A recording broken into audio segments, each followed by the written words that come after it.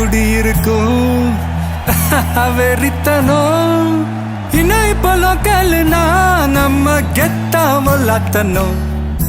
நெஞ்சுக்குள்ள குடியிருக்கும் நம்ம சனம் வெறித்தனம் இன்னும் இப்போ லோக்கல்னா